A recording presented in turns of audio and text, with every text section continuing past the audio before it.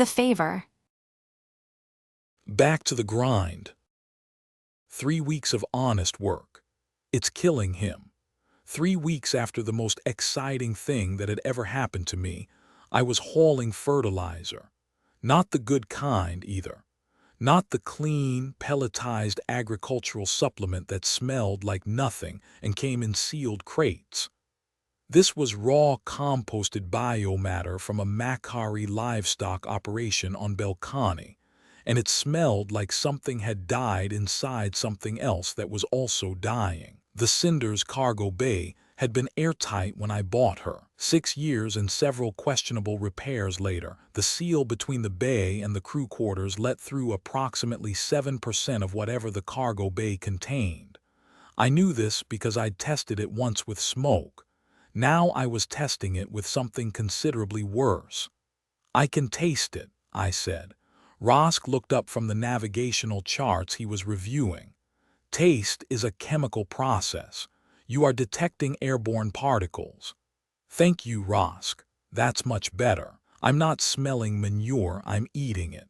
You chose this job." "I chose the only job available. There's a difference." The truth was, we were doing fine. Better than fine by our standards. The 600 credits from Davan Solke's advance, which we had not returned and were not going to return, had covered the water recycler repair. The free fuel from Accord Station had given us a full tank for the first time in months. We'd even fixed the port stabilizer from the Thresh Belt run, though it still vibrated at speeds above .7 light. We were, by any reasonable measure, in the best shape we'd been in since I'd bought the Cinder, which meant we could afford to take bad jobs instead of desperate ones. Progress. The fertilizer run paid 200 credits for a 3-day haul to an agricultural station called Greenfall. It was honest work. Legal work. The kind of work that kept the fuel gauge out of the prayer zone and food in the galley locker. I hated every minute of it. Not because the work was bad. The work was work.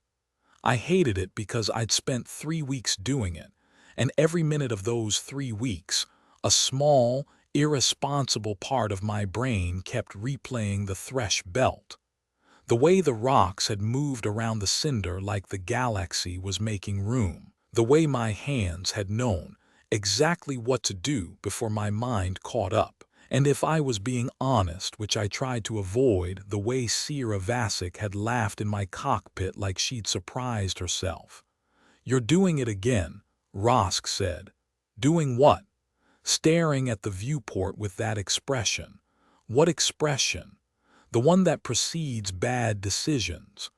The comm came through on a priority channel 3 hours before we reached Greenfall. Priority channels cost 5 credits per minute, which meant whatever Sera had to say, she considered it worth more than small talk. "Captain Morrow, Governor's daughter." "Don't call me that, Sera." A pause. The signal was clean. She was somewhere with good infrastructure.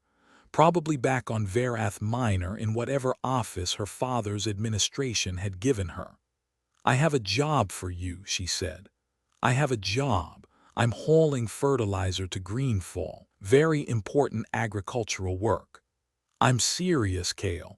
She used my first name, and something in her voice had changed from the last time I'd heard it. Harder, more focused. The woman who'd punched me in the cargo bay and then thanked me on the station concourse. She'd been running on adrenaline and relief. This version of Sera was running on purpose. "I'm listening," I said. "There's a man on a station called Morven's Cradle. His name is Tomas Falk. He's a financial auditor who's been embedded in the Combine's operations for the past 6 years. 3 days ago, he contacted my father's office and said he wanted out. Out as in defection. Out as in he has records, transaction histories, shell company structures, bribery logs, shipping manifests, 6 years of combined financial data. Enough to build cases against 17 Combine officers and freeze their accounts in 4 systems." I let out a low whistle. "That's not a defection. That's a bomb. Which is why the Combine is going to defuse it. We intercepted calm traffic suggesting Davan Solke dispatched a team to Morven's cradle. They'll be there in 48 hours. Falk doesn't know. And you want me to get him out before they arrive. I want you to consider it. I know what I'm asking. This isn't freight hauling. This is an operation. You said you needed independent operators, people who could move through the outer systems without drawing attention. I said that. I also said I could use people like you. I didn't say I'd call in the first month. It's been 3 weeks. It's been 22 days. I was trying to wait longer. Another pause. Morven's cradle is a small station, dressy built, maybe 2,000 permanent residents, mostly transit traffic. Falk is working under a cover identity as a commodity broker. He checks in with my father's office once a day at the same time. If he misses a check-in, we assume he's been taken. What's the plan? There isn't one. That's why I'm calling you. Formal channels can't touch this. The station is outside any jurisdiction that would cooperate quickly enough. Military assets would announce themselves. I need someone who can dock at a trade station, make contact with a nervous accountant, and leave without anyone noticing. And if someone does notice, then I need someone who can improvise. I looked at Rosk. He was watching me with the expression I'd come to recognize as resignation mixed with something that might have been fondness. The face of someone who has already accepted the outcome, but wants the record to show he disagreed. The fertilizer delivery is in 3 hours, I said. Morven's cradle, how far from Greenfall? 14 hours at standard speed. Pay, 2,000 credits plus expenses. Sera, 2,000 credits for an extraction from a combined watch station is insane. The credits or the job? The job. The credits are the only sane part. Morven's cradle. Small station, big problems, and an accountant who counts things that shouldn't be counted. Morven's cradle was the kind of station that existed because someone had to build something somewhere, and this was somewhere. It sat in the gravity well of a gas giant called Morven, a bruised purple sphere that filled half the sky from the station's viewport and made the light inside everything look faintly violet. The station was dressy built like Kesov, which meant hexagonal corridors and that faintly pulsing light that made my temples ache. But where Kesov had the rough energy of a frontier hub, Morven's cradle felt quieter, smaller. The kind of place where everyone knew everyone's schedule and a new face was a conversation topic for a week. Not ideal for a covert extraction. We need a cover story, I said, as we waited in the docking queue. Something that explains why a Harkin-class freighter with no scheduled business is docking at a residential station. Mechanical trouble, Rosk said. The port stabilizer vibration, it is genuine. We fixed that. We reduced it. I can increase it again. I stared at him. You want to break our ship on purpose. I want to create a plausible reason for an unscheduled dock. The stabilizer repair is reversible. We loosen 2 bolts, the vibration returns, and we have legitimate reason to request 3 days of maintenance berth. That's really good. When did you start thinking like a spy? When my partner started accepting espionage contracts. The station master was a dressy named Paul Kavin, short by dressy standards, which still made her a head taller than me, with the angular face and wide-set eyes of her species. Dressy had evolved under different lighting conditions than humans, and their eyes processed a wider spectrum. When she looked at me, I always had the feeling she was seeing something I couldn't. Stabilizer damage, she said, reading Rosk's diagnostic report on her terminal. Thresh belt. Close to it, I said. We clipped the edge of a debris field 3 weeks ago. Been nursing it since. Your station came up on our route and we figured better to fix it here than have it fail somewhere less hospitable. Morven's cradle is many things, Captain Morrow. Hospitable is not usually the first word visitors choose. I've been to worse places. I don't doubt it. She assigned us berth 12, an outer ring slot with maintenance access. 3-day permit, standard rates. Repair crews are available if you need them, or you can service your own vessel, your berth, your tools, your liability. We'll handle it ourselves, cheaper that way. She made a sound that might have been agreement or might have been judgment. With Dressy, the distinction was academic. We docked. The Cinder settled into berth 12 with a groan that was part mechanical protest and part, I like to imagine, relief. I powered down the mains and sat in the cockpit for a moment, running through the plan that wasn't really a plan. Find Tomas Falk. Confirm his identity. Assess his state of mind. Get him on the Cinder. Leave before anyone noticed he was gone. Simple. Except nothing in the corridor was ever simple, and I was starting to suspect that nothing connected to Sera Vasic would be, either. Sera's briefing had included a description. Mid-50s, gray hair, thin build, wears reading glasses despite having access to corrective surgery because he says screens look different through lenses. The kind of detail that told me either Sera's intelligence was very good or Falk was the kind of man who mentioned his glasses to everyone he met. I found him in the station's only bar, a narrow room with low ceilings and amber lighting that the Dressy had installed as a concession to their human and Makari residents. It was the warmest light on the station, and it drew people the way campfires drew moths. Falk was sitting alone at a corner table with a drink he wasn't drinking and a data pad he wasn't reading. He was watching the door with the particular attentiveness of someone who expected every person who walked through it to be the last person he'd ever see. I sat down across from him without asking. Mr. Falk. His eyes went wide, then narrow, then to the door behind me, then to the exits too, plus the kitchen service corridor, then back to me. I don't know that name. Oh, he said. His voice was steady, which told me he'd rehearsed this. My name is Kael Morrow.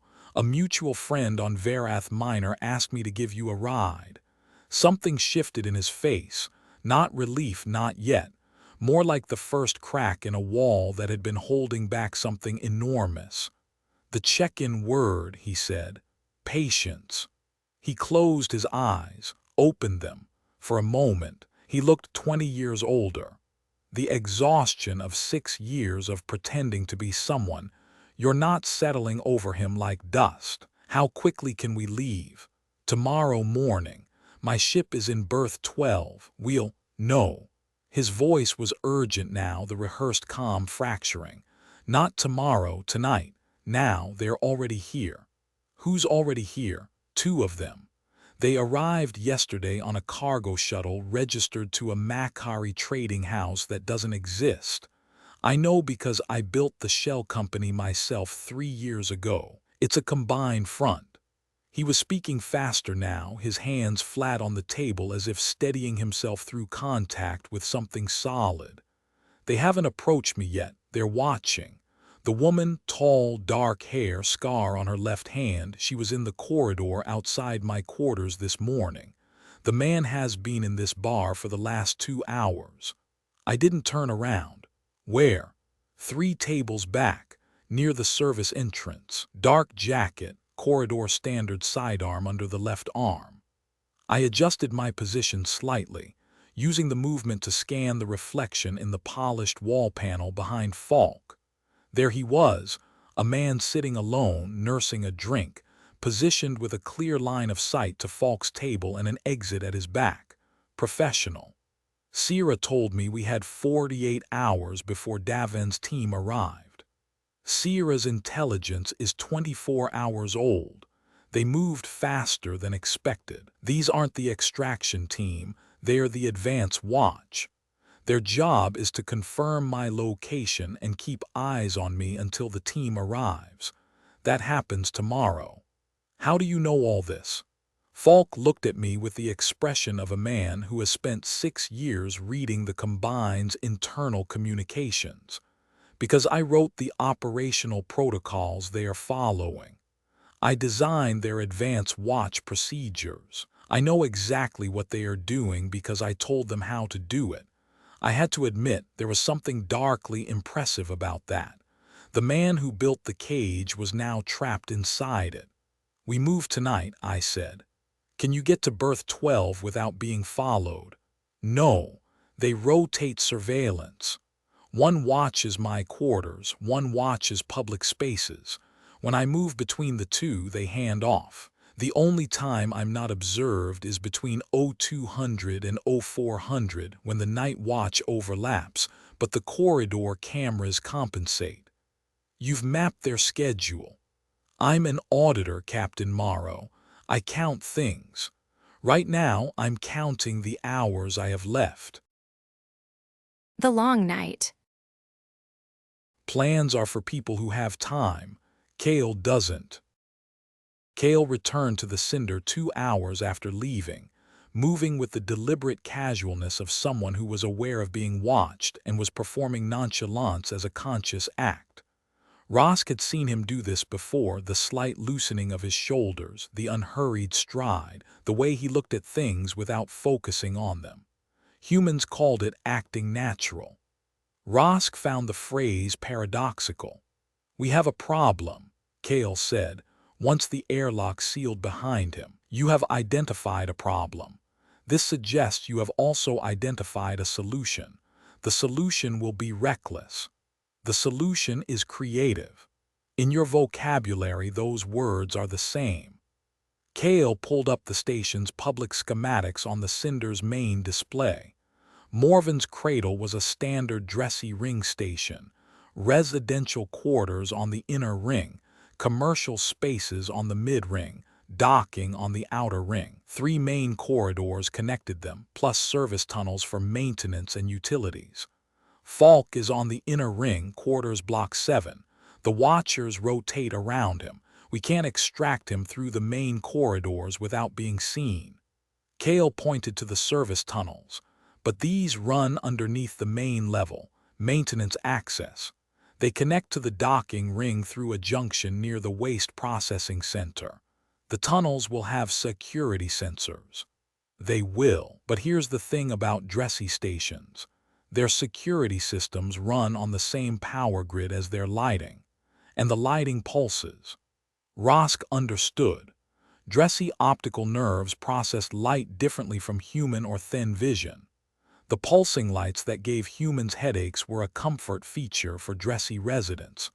But the pulse also created a rhythmic fluctuation in the station's power grid, a tiny, predictable dip that occurred every 4.7 seconds. You want to time our movement through the tunnels to the power dips. The sensors reset during each dip. It's a known dressy design flaw. They don't notice it because the gap is shorter than their optical refresh rate. But it's long enough for someone moving fast to pass through a sensor zone undetected. How do you know this? A dressy salvage dealer told me about it 6 years ago, right before he sold me a ship with 1 working engine. Turns out not everything he said was a lie. The plan was, by Kael's standards, surprisingly methodical. Rosk suspected Sera's influence. Something about the way Kael presented it suggested he was trying to impress someone who wasn't present. Phase 1. Rosk would create a diversion.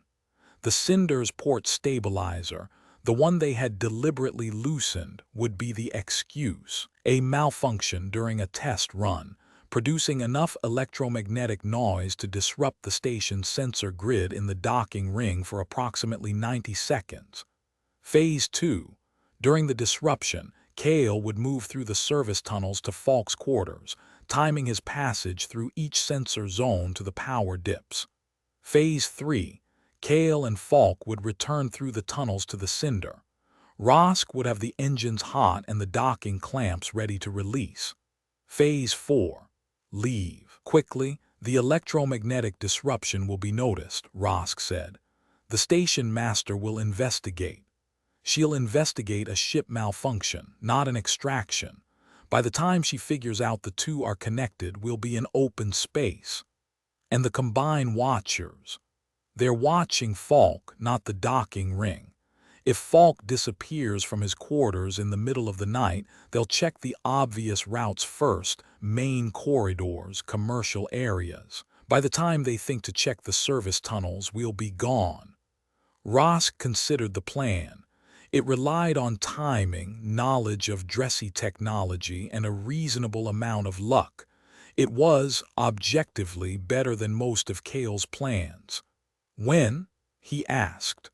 0300, middle of the night watch overlap. That's when Falk says their coverage is thinnest. That gives us 4 hours to prepare. Then we'd better start. The service tunnels beneath Morven's cradle smelled like recycled air and copper. They were dressy-sized, which meant slightly taller and narrower than a human would build. I had to angle my shoulders to move through the tighter sections. The lighting down here was minimal, maintenance strips every 10 meters, barely enough to see by.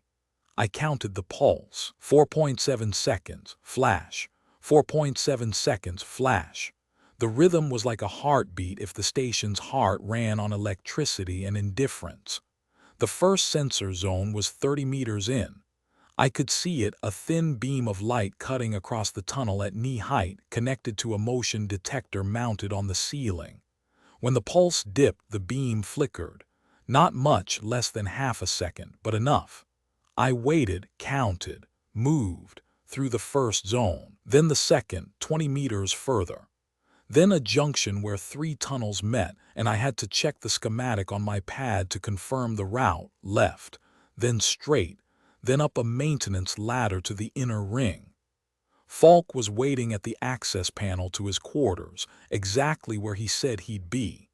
He'd packed light, a single bag, small enough to carry one-handed. The data was on a physical drive inside his jacket. 6 years of the Combine's financial sins, compressed into a device the size of a playing card. "Ready?" I whispered. "I've been ready for 8 months. He was calmer than I expected. The nervous man in the bar had been replaced by someone who had made a decision and was holding onto it with both hands. "Which way?" "Back the way I came. Stay close. Match my pace exactly." We were 3 sensor zones from the docking ring junction when the station's lighting changed. Not the pulse continued, steady and reliable. But the ambient lights in the tunnel brightened from maintenance dim to full illumination. Someone had triggered a security protocol. My comm buzzed, Rosk's voice low and controlled. "Kael, the watchers have moved. The woman just went to Falk's quarters. She'll find them empty in less than a minute. We're 3 zones out." "I know. I am watching the station's comm traffic. They have not alerted the station master yet. They're trying to handle this internally. That will change in approximately 4 minutes when their protocol requires escalation. 4 minutes, 3 sensor zones. Each one required waiting for the pulse dip, which came every 4.7 seconds. At best, we needed 2 minutes of careful movement. At worst, if we mistimed a zone, if Falk stumbled, if the sensors were operating on a different cycle in the outer sections, it could take 5. "Falk, when I say move, you move. Don't think, don't count, just follow me. I'm an accountant, I always count. Then count how many steps it takes to follow me and don't count anything else." We moved, first zone clean. Second zone, I felt Falk brush the sensor beam's outer edge, but the pulse had already dipped and the detector was in its reset cycle. Clean enough. Third zone, the pulse dipped. I moved. Falk moved behind me. The lights went red. Not the sensor, the entire tunnel. Red emergency lighting, accompanied by an alarm that sounded like a dressy word repeated at volume. I didn't speak dressy, but I knew what it meant. Lockdown. "Rosk, the station master has initiated a general lockdown. All docking clamps are engaged. No departures until cleared." They found him that fast. The watchers contacted station security. They used a combined authority code. The station master is cooperating. The tunnel around us was bathed in red light. Behind us, I could hear movement, footsteps, multiple sets coming from the direction of the inner ring. Ahead of us, the junction to the docking ring was 30 meters away, and beyond it, the Cinder sat in berth 12 with her engines cold and her clamps locked. "New plan," I said. "You don't have a new plan." "I'm working on it." The rest gets clever. When every exit is locked, make a new exit. Rosk sat in the Cinder's cockpit and assessed the situation with the methodical precision that Kael relied on and rarely acknowledged. The docking clamps were engaged, standard lockdown protocol. Magnetic, rated for ships up to 3 times the Cinder's mass. They could not be overridden from inside the ship. However, they could be released from the station's docking control panel, which was located in the station master's office on the mid-ring. The station's comm traffic was now active with security protocols. Rosk monitored it through the Cinder's passive receivers. The combined watchers had identified Falk's absence and invoked a corporate security override, technically legal, but the kind of authority that station masters accepted, because refusing the combine had consequences. Kael and Falk were in the service tunnels, 30 meters from the docking ring junction, with security personnel closing from behind. Rosk opened a channel. "Kael, the docking clamps cannot be released from the ship. I need access to the station's docking control system." "I know, I'm thinking." "Think faster." A pause, then Kael's voice, with the particular quality it took on when a bad idea was forming. "Rosk, the stabilizer, the one we loosened. If you spin it up to full power, what happens? The vibration will exceed structural tolerances. The stabilizer housing may crack. And the electromagnetic output." Rosk understood. "A significant. Enough to disrupt electronics within approximately 15 meters. The docking control panel for our berth is 12 meters from the Cinder's port side.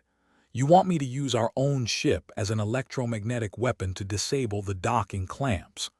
I want you to cause a malfunction so severe that the station's automated safety systems disengage the clamps to prevent damage to adjacent berths.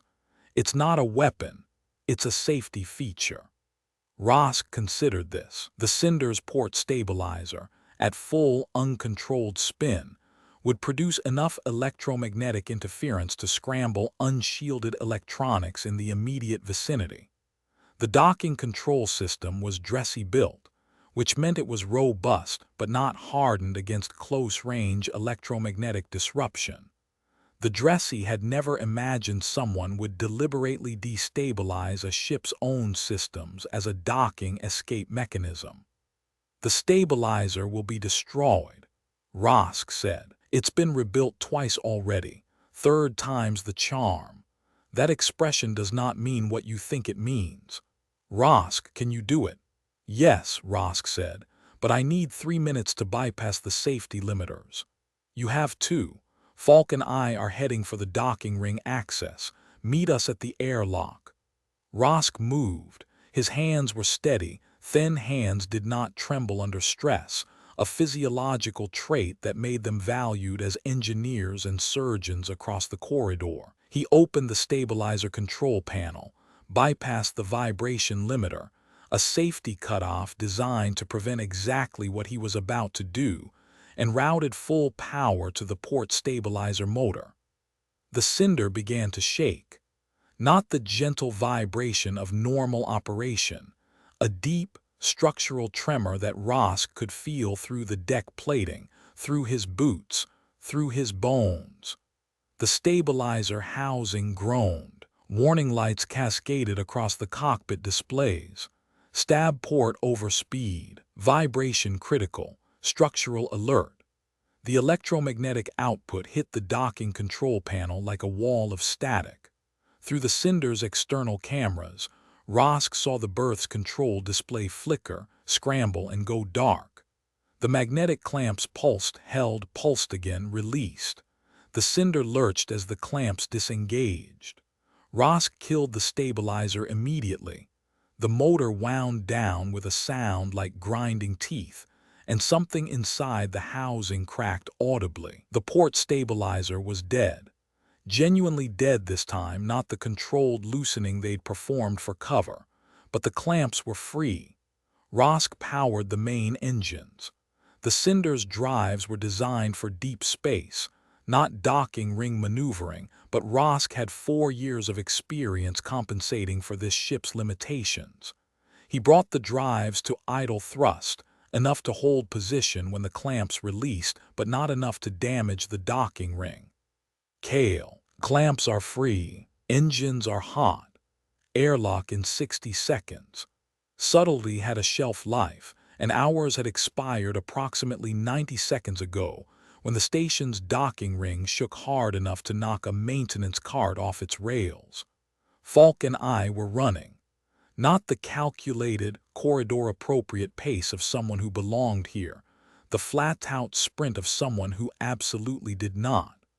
The red emergency lighting turned everything into a fever dream of shadows and urgency. The docking ring was ahead of us. I could see the berth numbers counting down, 18, 16, 14, and beyond them, the familiar battered silhouette of the cinder, sitting in berth 12 with her engines glowing and her airlock open, and Rosk standing in the doorway like a 7-foot-tall monument to reluctant heroism. Behind us, I heard voices. Security. The combined watchers, someone shouting in dressy, which always sounded more urgent than it probably was because dressy vocal tones carried at frequencies that made human spines want to straighten. Faster, I said to Falk, which was unnecessary because the man was already running as fast as his 50-something legs could carry him, clutching his single bag to his chest like it contained the meaning of life, which, in a way, it did. 6 years of the combined secrets pressed against his ribs. Berth 12.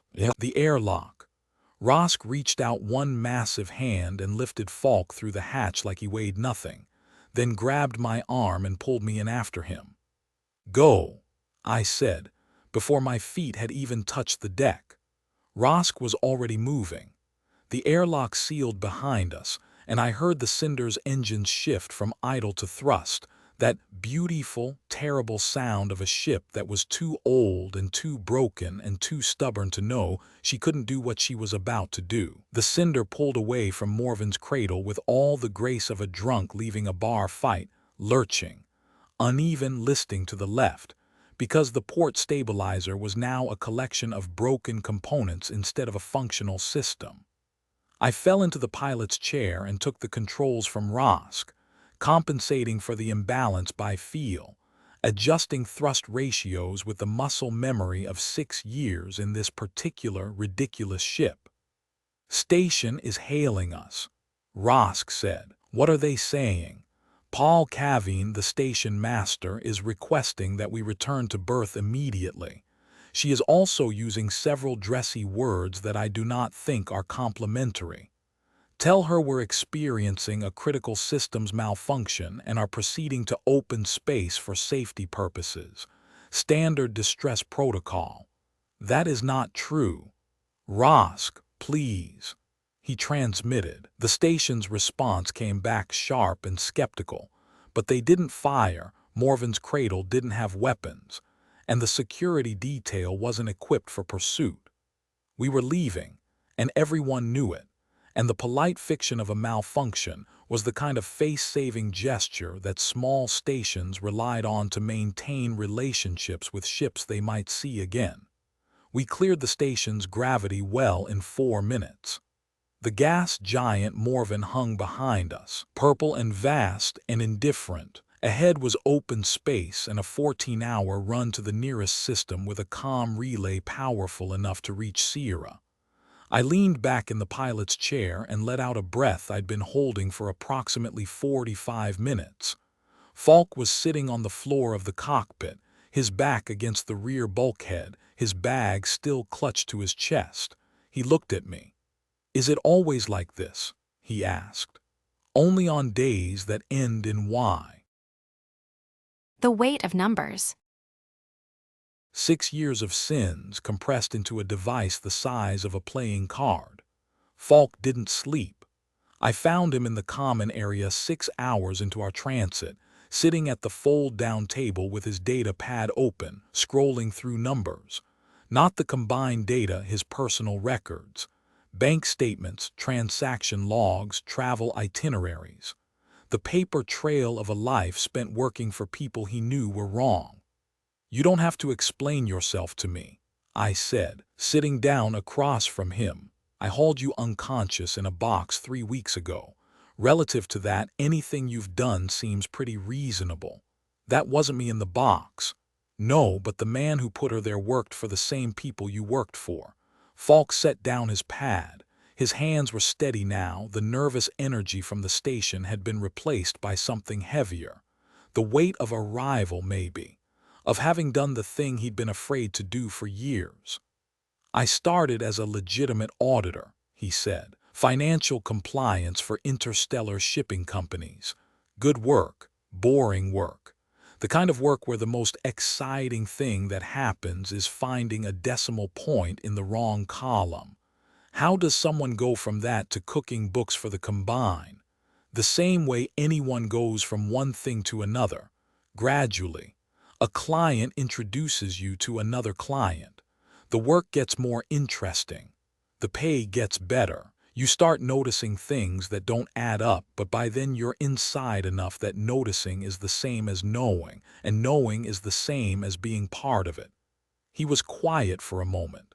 "The first year I told myself I was just doing my job. The second year I told myself I'd leave soon. By the third year I knew too much to leave. By the fourth I'd started building the file. The data on that drive. Everything. Every shell company. Every fake transport manifest. Every credit that moved from one account to another with the purpose of funding something that would make the public relations department nervous.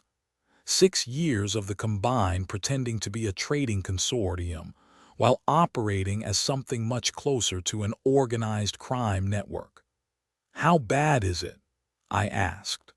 Falk looked at me the way a doctor looks at a patient before delivering results. "Captain Morrow, the Combine controls or influences freight routing in 14 systems.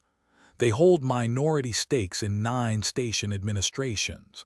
They have financial relationships with at least 4 species governing councils. And they maintain a private security force that, by my best estimate, outnumbers the combined law enforcement of every outer system station in the corridor." I let that settle.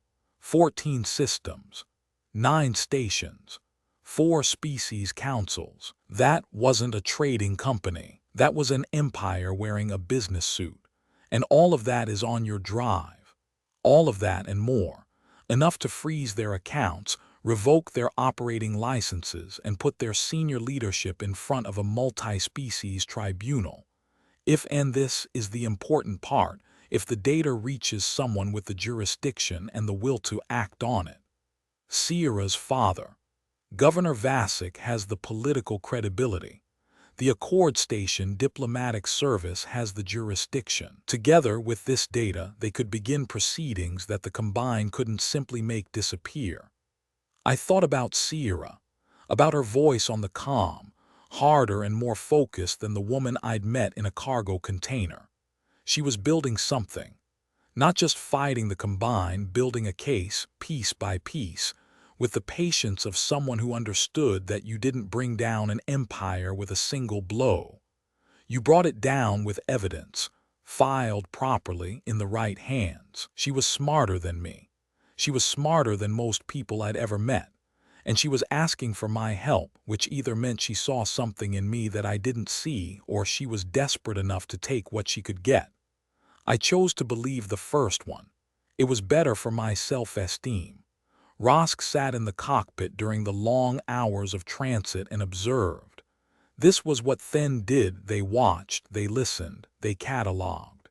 The humans who found this unsettling misunderstood the purpose. Yep. Rosk did not watch to judge. He watched to understand. Kael had changed since the Sera Vasic incident. The change was subtle, not in his humor, which remained constant, or his recklessness, which remained alarming, but in the direction of his recklessness. Before Sera, Kael's bad decisions had been aimed at survival. Take the risky job, stretch the fuel, patch the hull, survive another week. After Sera, his bad decisions had acquired a direction, a cause. Rosk was not certain this was an improvement. A man who made bad decisions for survival was predictable. A man who made bad decisions for a cause was not. But he also noticed something else. Kael was better at this work than he should have been. The extraction from Morven's cradle, the sensor timing, the stabilizer gambit, the improvisation under pressure, these were not the skills of a freight hauler. They were the skills of someone who thought in terms of systems and vulnerabilities, who saw a locked door not as an obstacle but as a puzzle. Kael Morrow had spent his adult life insisting he was nothing but a hauler with a bad ship and worse luck. Rosk was beginning to suspect that was not entirely true. The comm signal came in at 0700 ship time. Sera, checking in on the operation. Her voice filled the cockpit through the speakers, and Rosk watched Kael's response, the slight straightening of his posture, the way his hand moved to adjust the audio quality, the attention he gave to a calm conversation that he would normally have handled with one ear while eating a protein bar. "Falk is safe," Kael reported. "Data intact. We had to leave Morven's cradle faster than planned. The Combine's advance watch was already on station." "I know. We intercepted their report 30 minutes ago. They're not happy." A pause. "Are you injured?" "No. The Cinder lost her port stabilizer, though, again. Can you fly without it?" "I can fly without anything. It just looks worse." "Where are you headed?" "Belkani Dock. It's the nearest station with maintenance facilities that won't ask questions. We'll drop Falk on a secure transport to Accord Station from there." "Don't drop him on a transport. Bring him to Accord Station yourself. The data needs to stay in trusted hands, and right now, you're the most trusted hands I have." Rosk watched Kael's face process this. Trusted hands. He suspected Kael was not accustomed to being described that way, and the novelty of it was producing an expression that sat somewhere between pleasure and discomfort. "That adds 4 days to the trip," Kael said. "I'll increase the payment to 3,000, plus expenses, plus stabilizer repair costs." "Sera, you don't have to." "I do." "And Kael," her voice softened just enough, "thank you for getting him out. It's what you're paying me for. We both know that's not why you did it." The comm closed. Kael sat in the pilot's chair for a long moment, looking at the console, not seeing it. "She's right," Rosk said from the co-pilot's seat. "About what?" "About why you did it. Don't start." "I am not starting anything. I am observing that you accepted a dangerous extraction job from a woman you met 3 weeks ago, not because of the money, but because she asked. The money is excellent. The money is irrelevant, and you know it." Kael was quiet for a long time. Then he said very quietly, "Yeah, I know it." Deliver the goods. The data reaches the right hands, and Kael discovers he's not as free as he used to be. Accord Station was, as I remembered it, big, professional, and populated by people who walked with the confidence of beings who lived under actual jurisdiction. After 4 days in the Cinder with a dead stabilizer, a nervous accountant, and the persistent smell of Macquarie fertilizer that no amount of scrubbing could eliminate, the station felt like landing on solid ground after weeks at sea. Falk was met at the docking ring by a diplomatic service escort. Three uniformed officers with the neutral expressions of people trained to handle sensitive situations without looking like they were handling sensitive situations. He handed over the data drive personally, and I watched the diplomatic officer receive it with the careful reverence usually reserved for religious objects or live explosives. Captain Morrow. Falk turned to me before he left. He'd cleaned up during the transit, new clothes from the Cinder's limited wardrobe, which meant he was wearing a shirt that was slightly too large and trousers that were definitely mine. He looked like a man who had been wearing someone else's life for 6 years and had finally taken it off. Mr. Falk, I want you to know something. When Sierra Vasik's office gave me a list of potential extraction assets, your name was third. The first two were professional operators, security contractors with experience and resources. Why didn't you go with them? Because Sierra crossed them off. She said she wanted someone who would do it because it was right, not because it was a contract. He extended his hand. I shook it. His grip was firm, firmer than I expected from a man who spent his life behind screens and spreadsheets. Thank you, he said, for the ride. It's what we do. He left with the escort, walking into the station's bright corridors carrying nothing. The data was in official hands. 6 years of the combined sins about to become someone else's problem. I should have felt triumphant. Instead, I felt the particular emptiness that comes after something important is finished. The space where purpose used to be, suddenly vacant. Sierra's call came 2 hours after Falk's handoff, while I was sitting in the station's repair bay watching a dressy mechanic assess the Cinder's murdered stabilizer. The mechanic had used a dressy word that roughly translated to why, but with an additional connotation of profound bewilderment, as though the concept of deliberately destroying one's own stabilizer was philosophically challenging. Falk's data is being processed, Sierra said. The diplomatic service is coordinating with 3 systems judicial authorities. First filings could happen within a month. That's fast. That's what happens when you have evidence instead of accusations. She paused. The Combine will respond. They always do. They'll try to discredit the data, apply pressure to the jurisdictions, maybe move assets. But this is the first time anyone has hit them with something they can't simply deny or disappear.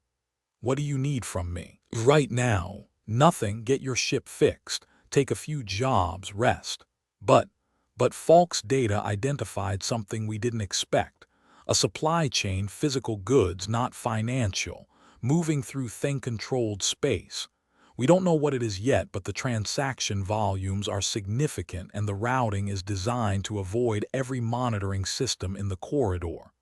Thin space, I said. Thin space. Which means I'll need someone who knows thin culture. Someone with a thin partner who has connections, or at least understanding that no human operator could replicate. Sierra, I'm not asking today. I'm telling you it's coming. And I'm telling you because you deserve to know before I ask, so you can decide without the pressure of the moment. You're managing me. I'm respecting you. There's a difference. I found Rosk at the station's observation deck, a wide, curved viewport that looked out over the docking ring and beyond it into the black. He was standing still, which for a Thin was not the same as doing nothing. Thin at rest were processing, sorting information, updating their internal models of the world, preparing. Sierra's data from Falk points to something in Thin space, I said, standing beside him. He was quiet for a long time, longer than usual. When he spoke, his voice had a quality I hadn't heard before, not guarded exactly, but careful. The way you speak when the words you're choosing are heavier than they sound. I know, he said. You know how? Because the Combine's presence in thing-controlled space is not new.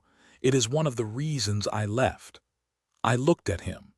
In 4 years, Rosk had told me almost nothing about why he'd left Then's space. I'd learned not to ask. Then shared their pasts on their own schedule, and pushing was a violation of something deeper than privacy.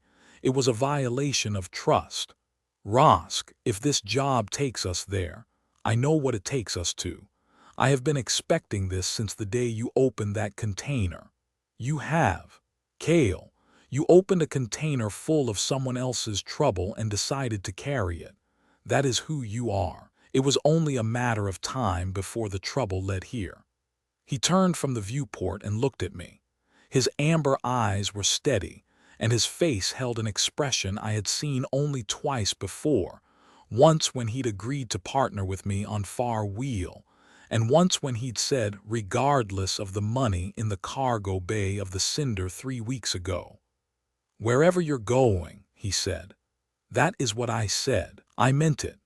The Cinder waited for us in the repair bay, port stabilizer missing, hull scratched from the Morven's cradle escape, smelling faintly of fertilizer and copper and the particular electrical scent of systems that had been pushed beyond their limits. She was battered. She was broken. She was ours. I walked back to her with my partner beside me, and I thought about the word Sera had used, trusted hands. I wasn't sure I'd earned it, but I was starting to think I might want to. The corridor was wide and dark and full of complications. We went to meet them. More stories are on the way. Subscribe and turn on notifications so you don't miss the next chapter.